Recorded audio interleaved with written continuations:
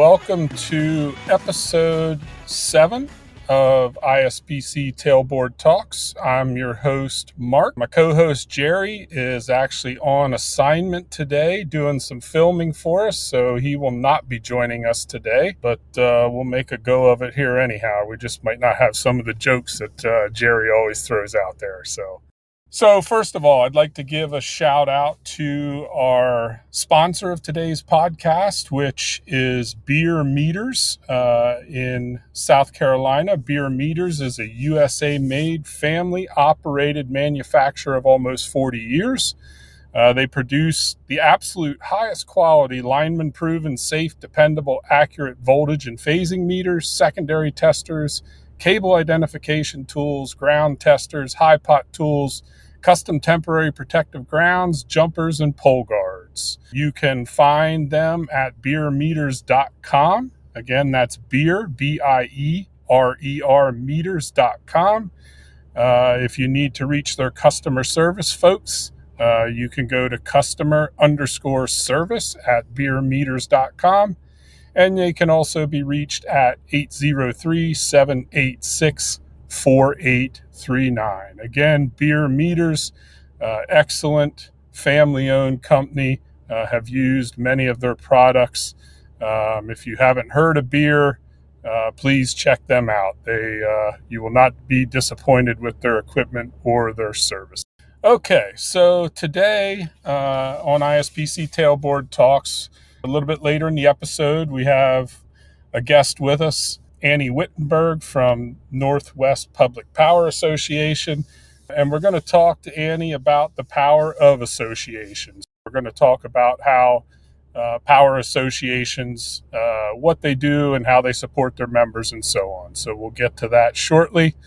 But first of all, we're going to jump into our ISPC Tailboard Talk topic for this episode, and being that June is Fire Safety Month, we're going to cover some basic fire safety tips that apply both to the home and the workplace, no matter where you're at. So first and foremost, obviously, is overloading circuits. So we definitely don't want to overload circuits. Extension cords should not be a part of your permanent solution. So if you have extension cords installed in your home or your workplace and they live there and are gathering dust and other kinds of dirt, they have probably been there too long. If you need more receptacles or outlets than the ones that you currently have, we recommend at minimum at least using a power strip. Gives you the ability to have its own internal circuit breaker in case you would overload that circuit. But ideally, obviously, if you need more outlets and receptacles, the best option is to have some installed by a licensed electrician. The other thing to point out about adding on to permanently installed outlets or receptacles or any type of electrical circuit is there is a current capable maximum there, right? So whether it's 15 amps, 20 amps, whatever the case may be, just because you have now plugged that power strip into that outlet and have an additional, say, 4 to 6 outlets available, does not mean you can all of a sudden overload that circuit. So keep those things in mind.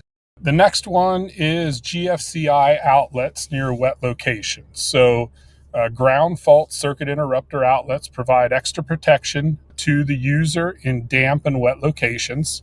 They're required by code in kitchens, bathrooms, garages, crawl spaces, basements, laundry rooms, and also outdoors on the exterior of your house. They are required by code. Now, if you have a house, obviously, that was built 50, 60, 70, 100 years ago, you may not be up to code at this point with those GFCI outlets.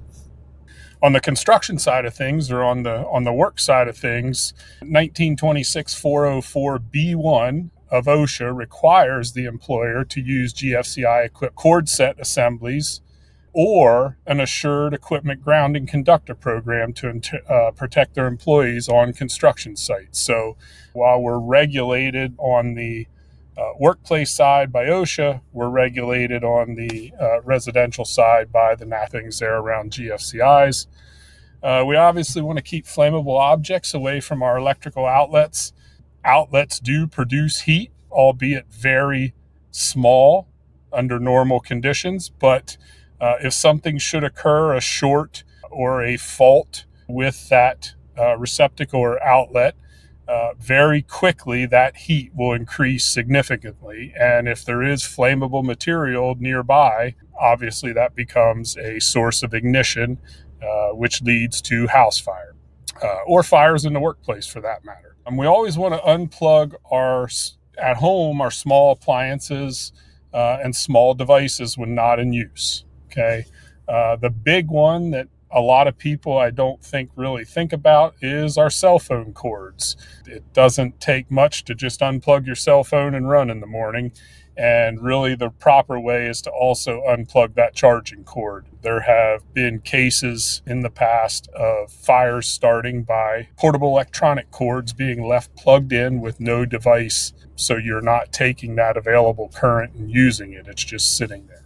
Other things, obviously, hair dryers, curling irons, toasters, mixers.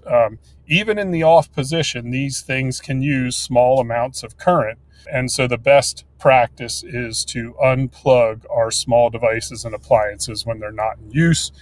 Same thing in the workplace. If we have portable power tools and so on that we're using on a job site, and it's okay to leave them plugged in throughout the evolution of a job while you're using them, but after that we should be unplugging those things and storing them properly till the next time we need them. Retire our older appliances and tools, right? If these things are seen their better days and show signs of things like frayed cords and maybe the appliance or tool sparks when you turn it on or gets very hot when you use it. If your lights dim or flicker when you turn an appliance on, that's a very good indication it's time to head to Walmart or Target or wherever you do your favorite shopping and replace that product.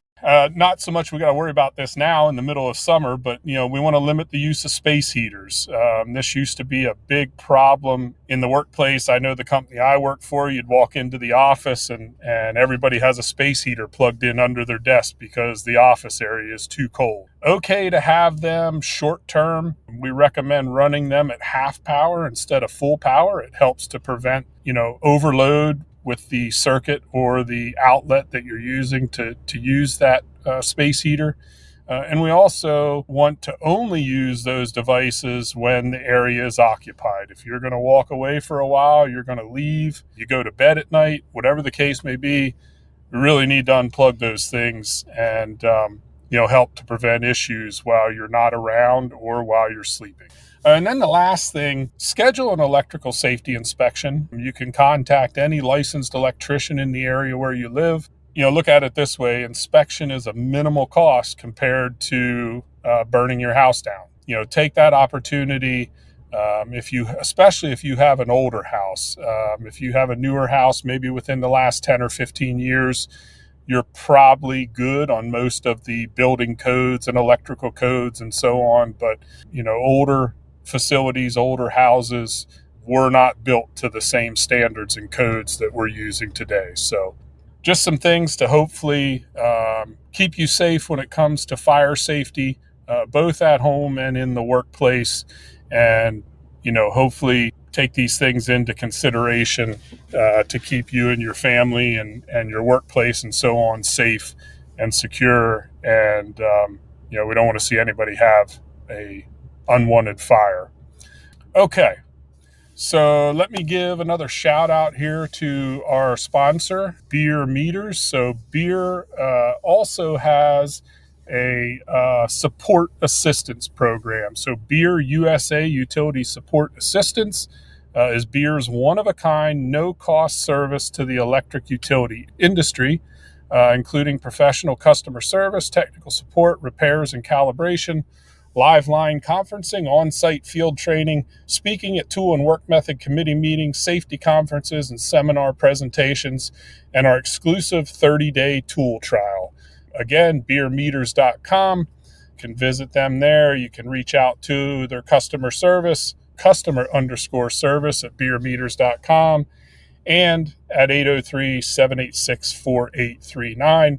I have personally used their 30-day tool trial. It's a very good service. If you're thinking about purchasing a piece of their equipment, they will ship it out to you. The only thing they ask is you pay the shipping and handling. You can use that tool. You can pass it around your company, let other people use it, make sure that the tool you're about to purchase is the tool you really want to purchase.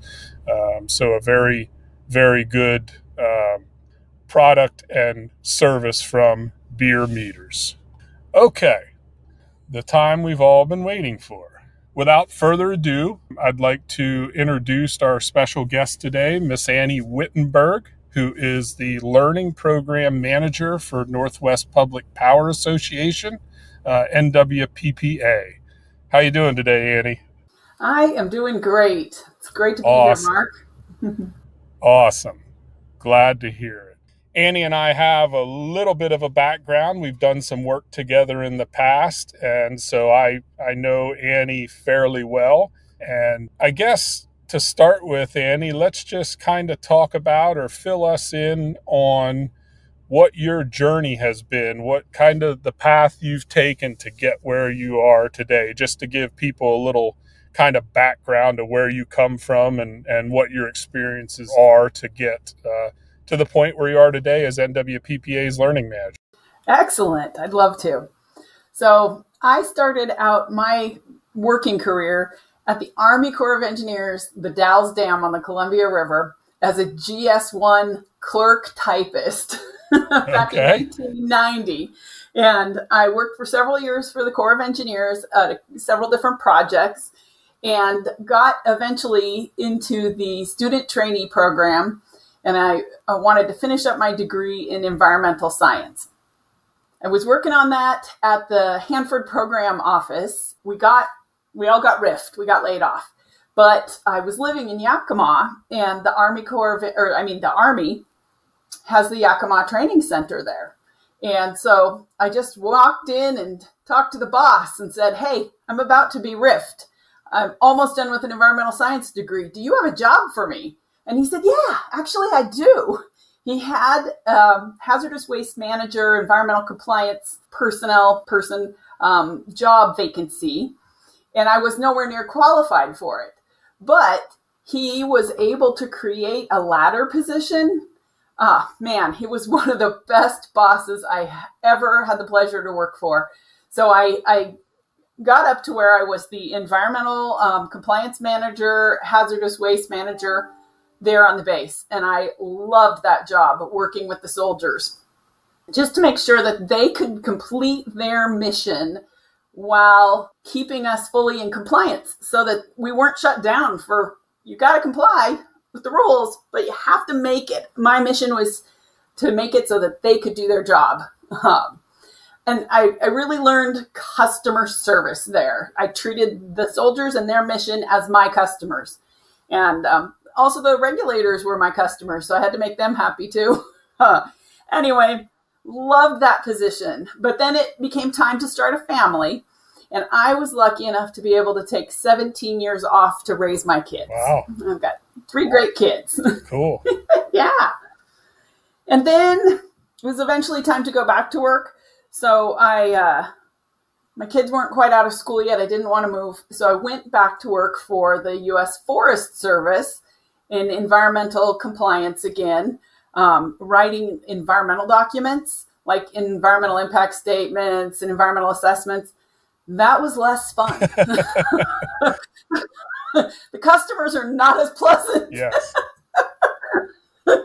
Nobody likes the environmental documents. And it's just such a long and grueling multi-year project. Mm-hmm. You never get done. There's no finish line. And so I did that for, 4 years or so. And then I was now an empty nester. My kids were all out of the house. And my folks started facing some health challenges and things. So I wanted to move closer. And so I found the position at NWPPA, and I applied and got the job. Coming to work for NWPPA really, to me, feels like joining the family business. My dad, my uncle was a lineman, and my grandmother, same side of the family, was a customer service rep at, I think it's called Puget Sound Energy now, but I can't remember what it was called back then. Anyway, my dad really admired his brother-in-law and wanted to be a lineman too. But his mom and my mom said, no, you're really good at math. You should be an engineer first. And then if you want to go become a lineman, you can do that later. Right. So my dad is a power engineer, electrical engineer. And he had a 43-year career in public power. When I was interviewing for the job at NWPPA, Dad reminded me that when he was in his last semester of engineering school, about to start his last semester of engineering school, I was a tiny baby. And he said, we were just broke. I was out of money. And so I went to my advisor and I said, I can't afford my last semester of engineering school. And the advisor hands him a scholarship from this organization called NWPPA. And Dad applied and got the scholarship. Nice. Then later in his career, he served on our board of directors. And then my sister is actually a general manager of Hood River Electric and Internet Co-op. Anyway, I applied for the job, got up here closer to family, and I'm in the family business. It's really cool. I grew up talking about transformers and substations and power lines with Dad in the car and at the dinner table. And now I'm still talking about all that stuff. Yeah. So that's how I got here. Okay. I've been with NWPPA since July of 2021. So I'm coming up on my 3rd anniversary. Yeah. Essentially, you have two families, the family that you grew up with in the power industry and now the family at NWPPA. And yes. I found it interesting, too, how we had another guest on a couple episodes ago who kind of got into the industry similar to you and just walked in the door and said, I need a job.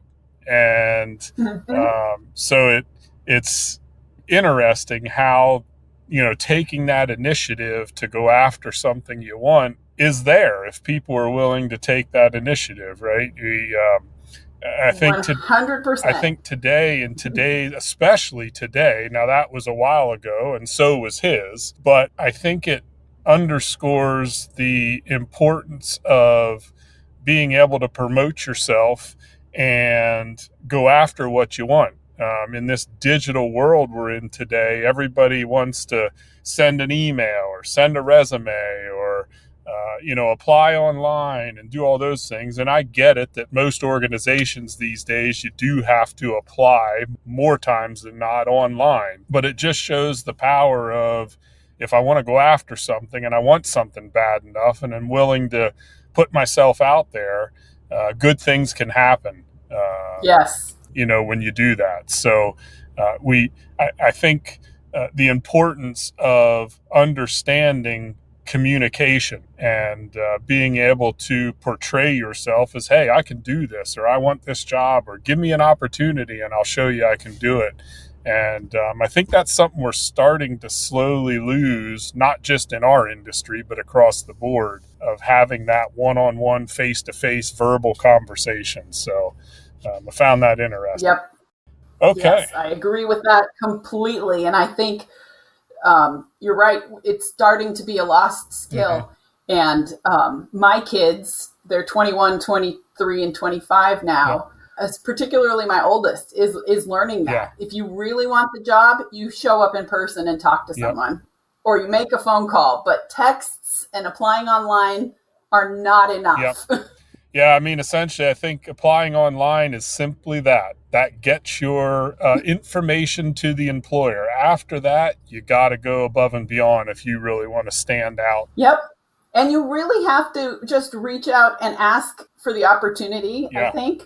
That very first job, that GS1 job, was another public power connection. It was the manager, I can't remember what his title was, but at the dam. Okay. Had worked with my dad at one of the utilities. Okay. And I knew him. Gotcha. He came to my wedding. Nice. Called him up and said, hey, do you have any jobs? Hey, sometimes make those phone calls. Again, I think it's just you can take the meaning of our episode today in several different ways, right? The power of association. I mean, we're talking about public power associations today, but, associating yourself with good people, quality people, every acquaintance or encounter that you have with somebody in not only in this industry, but in any industry can always be the first step to something positive, whether it's in your career or just in your life in general, whatever the case may be.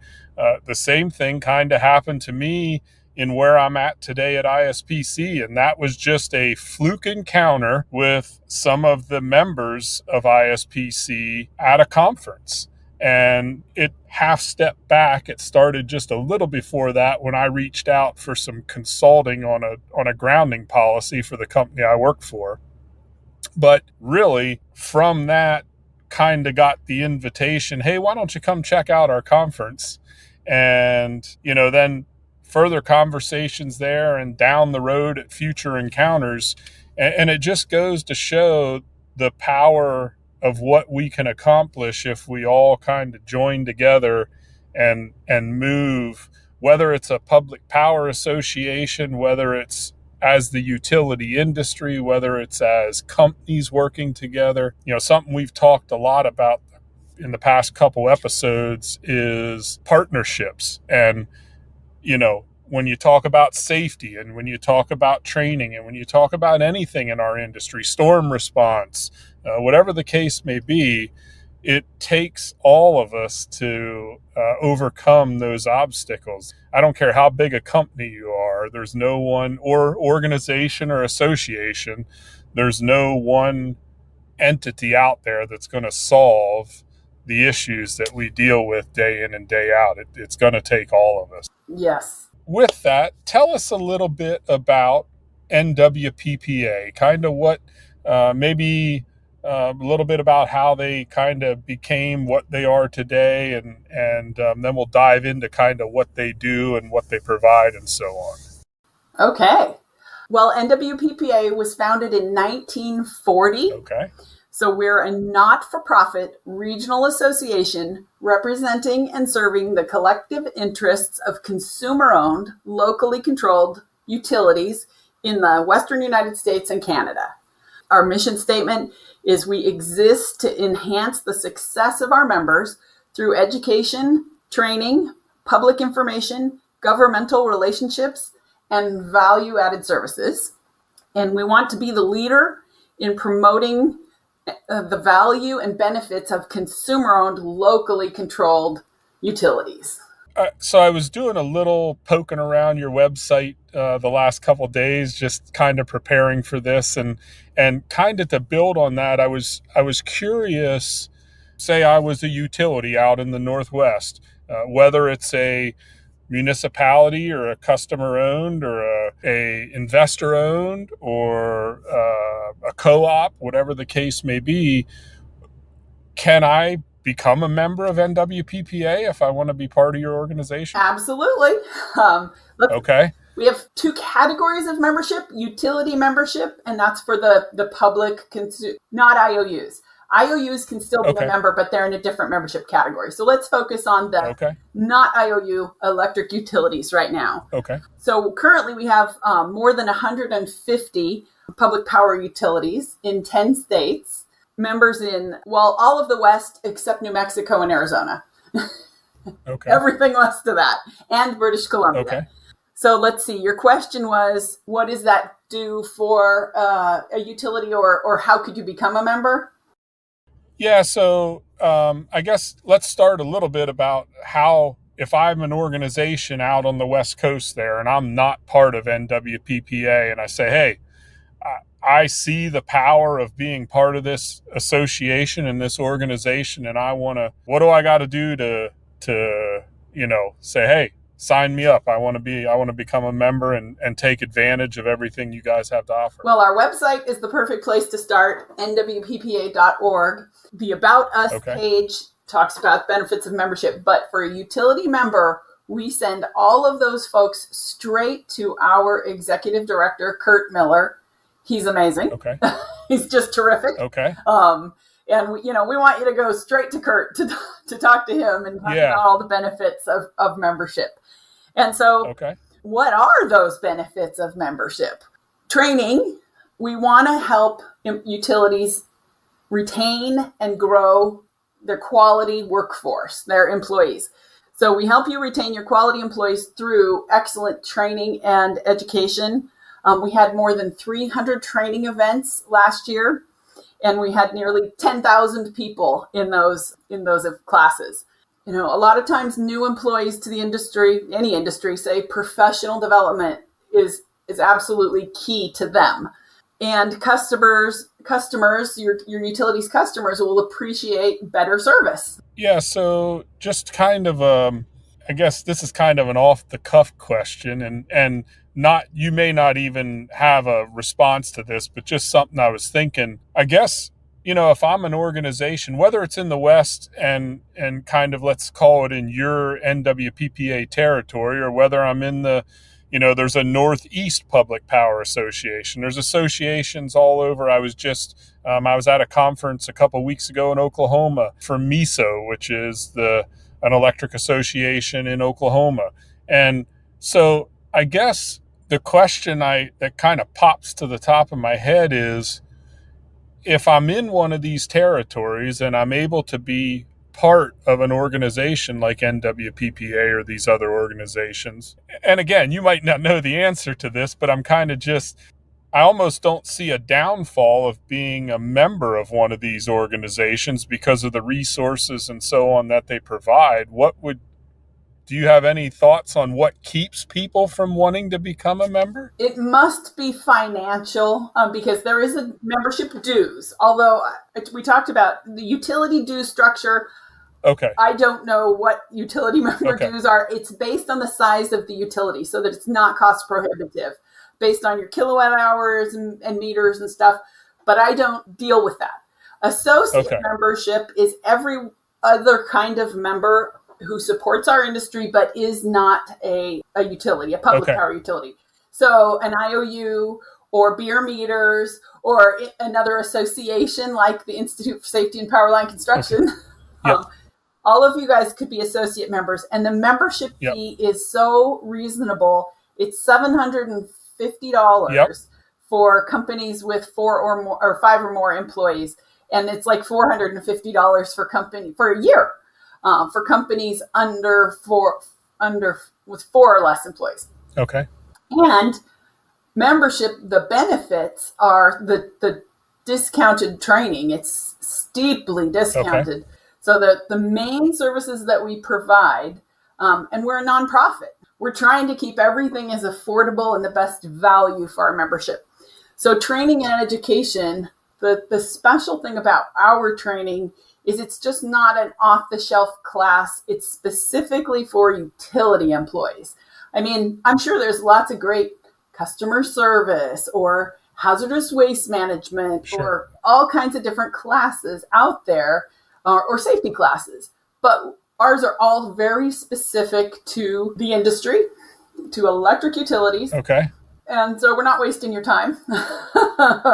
And we get the best instructors like you to provide very specific, tailored information.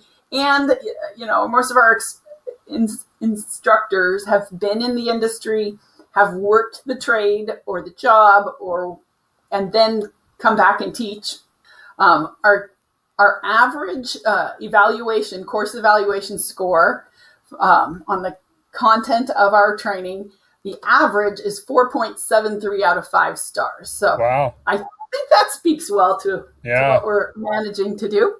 I think if you're 4 or above, you're probably in pretty good territory. I mean, that says a lot. Yeah. And we're constantly working, surveying, talking with our membership to say, what do you need? And we also tried to deliver it in the most cost-effective way possible.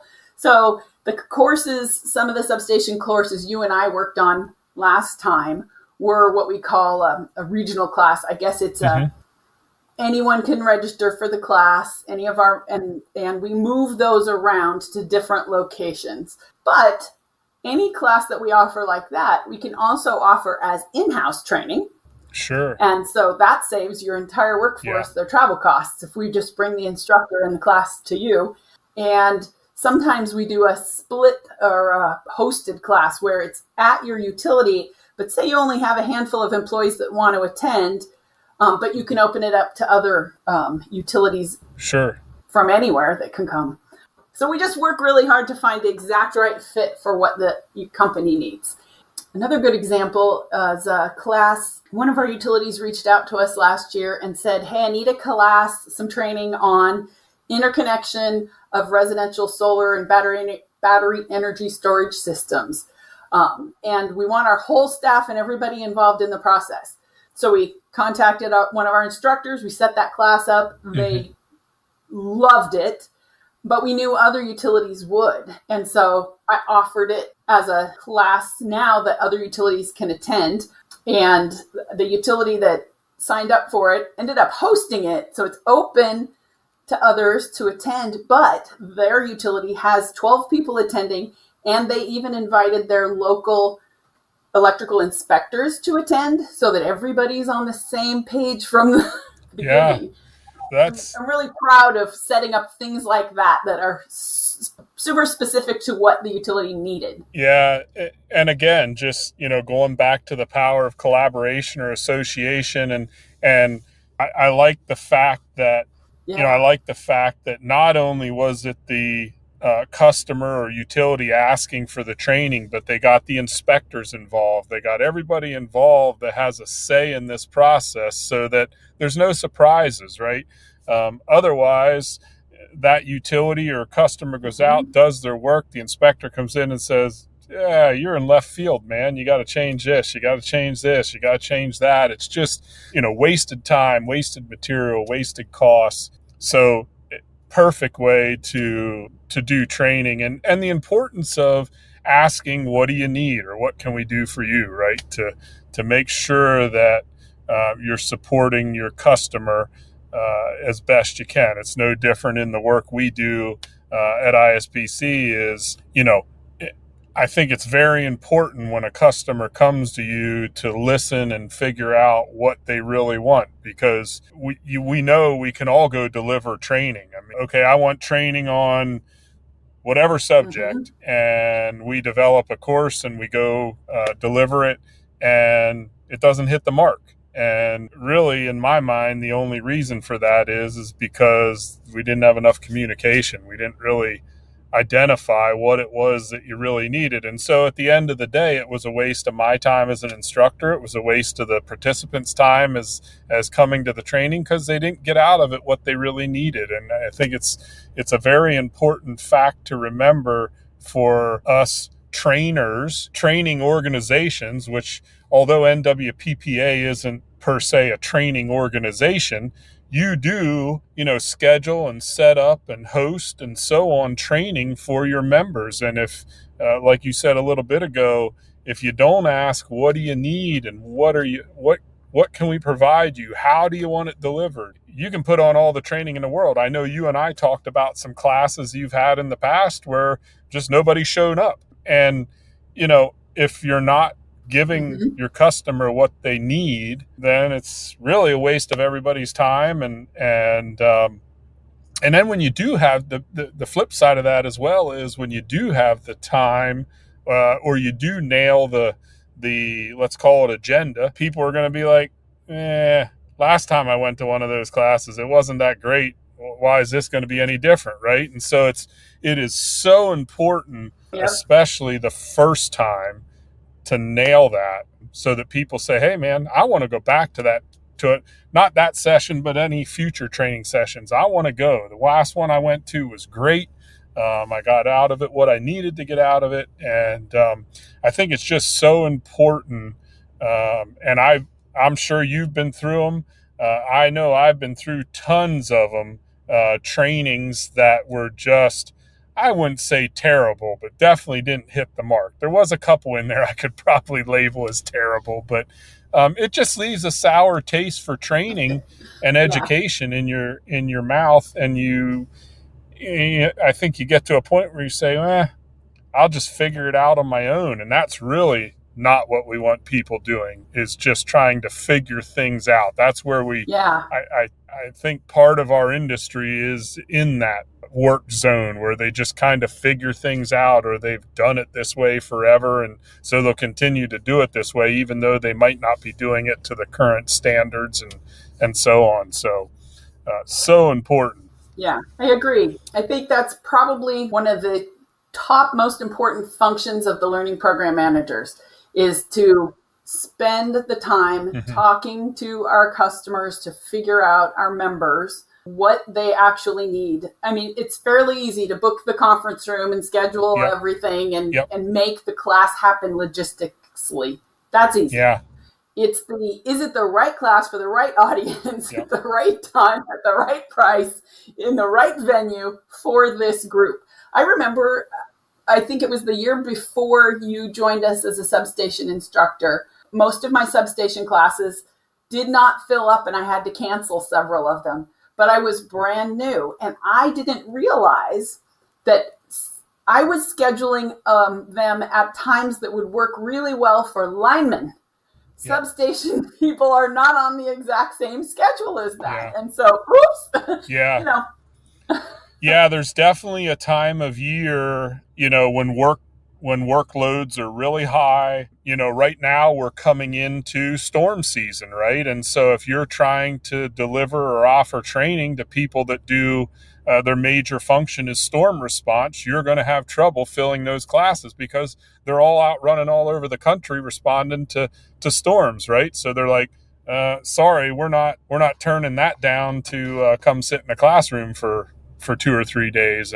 And like you said, every work group is a little bit different. So understanding when to offer that training, it's a little bit different when you're an internal company and you kind of know what your people are doing and when they're doing it. But when you're serving customers, or in your case, an organization that's serving its members, understanding when those high peak work times are and when work's a little more slow right now and we can offer some classes and get these guys. And unfortunately, normally one of those times is in the middle of the winter, right? When there's not, also, unless you have indoor facilities, not the greatest time to offer training, right? Who wants to go stand outside and look at electric utility equipment when it's 10 below zero and the wind's blowing at 30 mile an hour? So some challenges there with, there's really a very concentrated, I'd call it 2, maybe 3 times out of the year when we can offer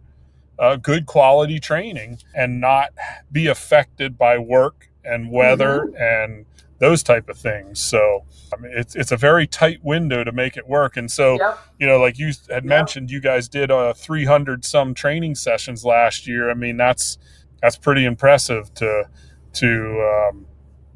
put on that many and make those go. Because that's the other thing. We run into it all the time. We get the phone call the day before, hey, I just had to send all my crews to, Florida because a hurricane hit. Sorry, got to cancel the training, right? So it's a tough balancing act, because usually, unfortunately, training is the first thing that goes out the door when things go wrong. We'll get it next month, or we'll get it next year, or whatever the case may be. And I get it from a financial standpoint and such, but sometimes it's frustrating because our people really deserve to be properly trained and well trained and be confident in the work they're going to go do. And so, I sometimes get a little frustrated when those things happen, because it's important that we keep our people up to speed. Yep. And I think as we build relationships with our members, with our instructors, we learn all of this, the nuances, and we find ways to make it happen more reliably. For example, the substation boot camp that you and I have coming up in the end of October in Kootenai, Idaho. They built a beautiful new indoor training facility. Sure. So we don't care what the weather's like in the end of October in Idaho. It'll be great. And that worked well for the audience. And when we were at that class in Centralia, those substation classes, on the lunch break, we had lots of conversations with the guys there about the more information you can get. Is this time frame good for you? How's the content? I think on that substation security class there, that's a great example. That was the first time we'd offered that. Sure. And you and I were kind of guessing what they really wanted. And I think the general manager said, let's do 2 days.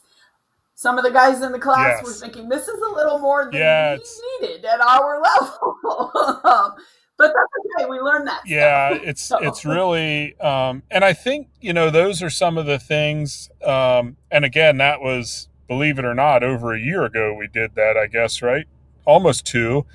It just 2 years ago, emphasizes the importance of asking those questions, right? It happens even at our company. I'll get a call from my boss, Mac, and he'll say, hey, I need you to do this, this, and this. I'm like, well, did you ask this question? Did you ask this question? Did you ask this question? Well, nah, we'll figure it out then. Well, hold on, time out.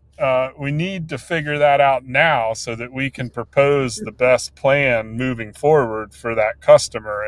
And it's understanding again what your in your case members need, and in our case what our customers need. We really just need to be sensitive to that. So one more little thing we should touch on if we have time, you can is, aside from training, another really important part of what we do is our committees. That in order to put on, we have a whole bunch of different committees. And one of my committees, I have two big committees that are mine, but the Engineering and Operations Conference and Trade Show we put on every year. It's about 1,000 people, like almost 1,200 this year. Wow. It's rotates. It's always in April, and rotates around from Spokane, Reno, Tacoma. It was in Tacoma this April. Anyway, that conference is our biggest event. It is planned by a committee of volunteers. I have a committee of 36 people. 5 of them are associate members, and then all the rest are utility employees.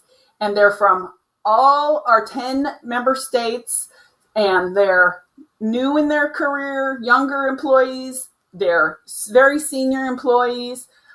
They're mostly, we don't usually have any general managers, although there are some general managers now that were earlier in their career on that committee. That it's a huge career development opportunity. So anyway, they serve on the committee for 3 years, and they plan the Engineering and Operations Conference content. I handle all the logistics and the contracting and all of that, and I guide the committee. But they're the ones that really come up with the content, the theme, and that's best because they know what their utilities need. And we have 24 some educational sessions, like 50 minutes and some a little longer. They are the ones that, what do we need information on? Who might be a good presenter? Oh, hey, I know this utility did a project with this engineer or consulting firm, and that would be a great presentation that we'd be interested in. Anyway, I love working with the committee because that is how I learn what our members need and stay right on the cutting edge. And it's just such a benefit, a huge, like I was saying, leadership, growth, and development opportunity to get out there for those employees, utility members, to network with somebody they would have never bumped into otherwise, maybe. And we have tiny utilities. We have huge utilities. That's, I think, the strength of, I've always said the strength of public power, but the same applies to investor-owned utilities. We're not competitors. We have a distinct service territory. And so the more we can collaborate and create synergy and share information on safety, on training, on efficiency, security, that's our strength. And I'm just passionate about that. Yeah, and that's great. I love that. I think coming from a big investor-owned utility, I worked, almost 20 years before moving over to ISPC. I think the big, let's call them the big boys, right? The big investor-owned large power utilities, I think do okay when they're collaborating internally, right? There's a lot of them out there that, let's call it, have a parent company and then they have a lot of sister companies underneath them, and those do a better job collaborating. But when it comes to individual utilities, large utilities, and I'm sure there's probably some associations and such like you guys that may struggle as well, but I think we all play nice when it comes to the things like figuring out, the grid and let's call them the big topics, right? The transition towards more renewable energy and those types of things. I think the utilities and the companies play nice. But when you drop down to the level where we're kind of talking about in providing our, let's call them boots on the ground people, with the resources and such that they need, I think that's where we get into the, no, that's mine, I'm not sharing it.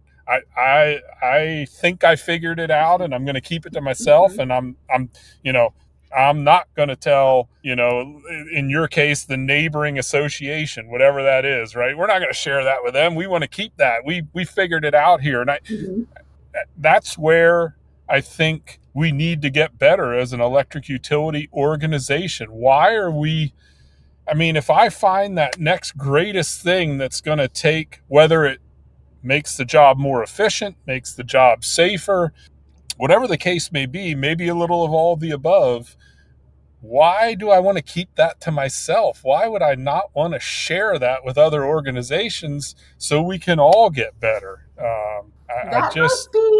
That must be an advantage of public power that you've just reinforced for me, because I don't see that. I see the folks at that operations level. Yeah. They do want to share if they have the opportunity. Do the huge investor-owned utilities, do they do mutual aid crews? And I think in that stuff they play nice, right? They're willing to go help their neighbors in times of distress and power outage and all that. I think we do great as an industry. I think, the majority of my career, well, I shouldn't say a majority, all my career has been either as a worker, a supervisor, or a trainer. And so when you get down to that level, I think is where we struggle to share. And it may not be because we don't want it. It may just be because we don't have the resources to do such, or we're so busy doing our own work, keeping the lights on, training our own people, we don't have time to share with others, or feel we don't have time to share with others, right? And I just think it's a big gap in our industry, is sharing at the lower levels. And I know you guys have an advantage as power associations, because that's your mission. That's what you're trying to do, right? Is make sure that all your members have the same resources and can take advantage of the same committees and training sessions and safety material and all that kind of stuff. And so, and I think the conferences really fill that need, because, and as we see more needs, we develop new conferences. So we have the E&O conference, the Alaska Electric Utility Conference, but we also have an IT conference, an accounting and finance, a customer service, and then power supply conference and a wildfire conference or workshop. So we're bringing in people to do roundtables and panels and talk and have that opportunity to share. Well, I think that's a great segue into our kind of last sponsor plug here. I know you're aware and familiar with this, Annie, but for those that are not, the Electric Culture of Safety, ECOS, is a grassroots nationwide safety partnership bringing the electric utility industry together in unity, building a line team. ECOS partners sharing at no cost to your line crews, sharing their knowledge, experiences, expertise, and passion for the common goal of ensuring our heroes of light return home safely to their family crew when the task is complete. ECOS now over 12,000 partners. I think that is very quickly closing in on 13,000. Partners with monthly lineman safety national webinars with relevant topics of communication, leadership, organization, training, etc. If you want to know more about ECOS, if you want to become a partner of ECOS, you can email or send an email to safetytraining@beermeters.com. Again, that's safetytraining@beer, B-I-E-R-E-R, meters.com, or go to electriccultureofsafety.com. Together, we're changing our electric culture of safety. This is a great effort that has been led by Beer Meters. We just had our annual get together in Orlando a couple weeks ago at the IP conference. These are webinars put on by subject matter experts throughout our industry that share their time at no cost to better our electric utility industry. And I know all of us at ISPC have given webinars. I'll be down there again on the 18th of this month to give another webinar. We have more scheduled this year. Check it out. It's just another tool to put in your toolbox to help keep your people informed and safe. Electric culture of safety. Check them out. So, Annie, believe it or not, we're coming up on an hour. It was absolutely a pleasure, learning more about yourself and learning more about NWPPA. I look forward to doing more work with you and your organization. I know we got some things coming up here the rest of this year. Just appreciate you willing to come on here and share with us. Oh, thank you so much for the opportunity. All right. So till next time. The views and opinions shared in this podcast are the personal viewpoints of the participants and may not necessarily reflect the stance of the Institute for Safety and Powerline Construction and its staff. It's highly advised to consult your company management before implementing any actions or policy changes. Please support the sponsors bringing this content to you. That's it for episode number 7, The Power of Association. Again, thanks to our special guest, Annie Wittenberg from NWPPA. And we will see everybody next time on the ISPC Tailboard Talks.